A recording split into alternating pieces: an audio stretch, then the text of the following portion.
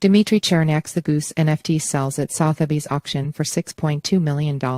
Sotheby's reported it was the second highest sale of all time for a work of generative art. Generative artist Dmitri Cherniak's Ringers number 879 non-fungible token NFT sold for a hammer price of $5.4 million and a full price of $6.2 million inclusive of Sotheby's buyer's premium on Thursday during a live auction at Sotheby's auction house in New York City, blowing past estimates during a time of slower market movement. The artwork, often referred to as the goose for its likeness to the animal, was the top lot during Sotheby's most recent auction of NFTs from the Grails collection seized from bankrupt crypto hedge fund 3 Arrows Capital 3 AC. The piece was estimated to sell for $23 million. After an energetic bidding war, the sale was met with applause in the room in New York City, as captured in a tweet by Garrett Skrovina. The collectible was purchased by 3AC co-founders Suju and Kyle Davies in August 2021 for about $1,800 ETH, worth roughly $5.8 million at the time. Michael Bahana, Sotheby's head of digital art and NFTs, told CoinDesk that the piece is a major highlight of Cherniak's portfolio and one of the most significant works from the generative art movement. After back-and-forth bidding, it ended up selling for $6.2 million to notable NFT investor 6,529. In a tweet following the sale, Sotheby's reported it was the second highest sale of all time for a work of generative art. In a statement, 6,529 said that the goose held cultural significance within the NFT community and is unique in its execution.